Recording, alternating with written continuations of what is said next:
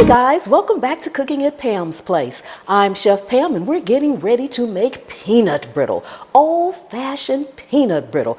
Oh my goodness, we always had some in the house. It's amazing. And once I learned to make it, I've always had some in the house. And if you want to learn how to make all kind of homemade food and dishes, easy, simple, made from scratch, take a second and subscribe to the channel. Turn on the notification bell so you won't miss anything. And then just keep hanging around because I have a whole channel full of recipes that'll get you there. Let's get busy. Okay, we're back and it's time to go over the ingredients as usual. Everything will be in the description. Now, I am only making a half of a batch. So the information that's going to be in the description will be for a full batch. If you want less, you can make it all, just half all of the ingredients. So we have corn syrup, light corn syrup. We have sugar. We have our peanuts. We have some salt, water, and baking soda. Simple ingredients. You probably have them in your pantry or they're easy to get your hands on. So let's go on over to the stove and get the peanut brittle made. Okay, we are ready to make our peanut brittle, and I did forget one ingredient, which is butter. This is a stick of butter and it is sliced. It will be in the description though. Okay, so in the pot I already have sugar. And we're going to stir in our corn syrup. I have it on medium-high heat.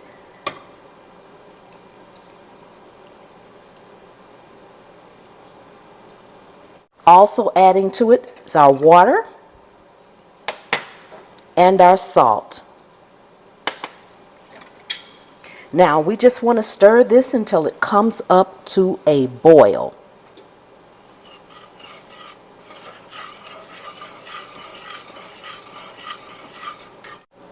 While you're waiting for it to boil, go ahead and get a cookie sheet and put parchment paper on it. You want to put parchment paper on it or at least foil so that it will not stick because this is real sticky.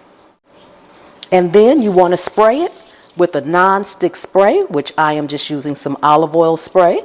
Go ahead and spray your tray. Okay guys, so now we are starting to boil. Not sure if you can see that, but we are now boiling. So we're going to go in and add our butter. And we're going to stir to combine and bring it back up to a boil. Once it gets up to a boil, we're going to bring out our thermometer because we need it to reach 280 degrees. So you just stir your butter in here until it's all melted. Okay, we are back up to a boil and we need it to reach 280 degrees. So let's see where we are. We're at about 222 right now. Okay, so we're going to continue to let it boil for a few minutes. So now we have reached 280. We're past 280. We want to stir in our peanuts. Continue to boil, making sure it gets to 300. So we were at 300. So we need to go in and add our baking soda and stir that up.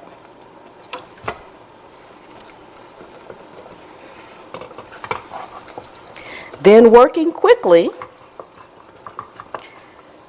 we want to move this out of the way and go ahead and pour it on our tray.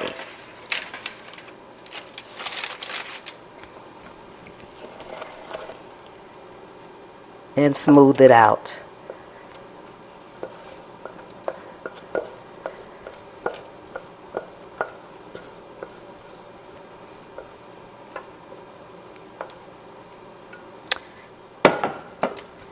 Now, just as a reference, the thinner you smooth it out, the harder it will be.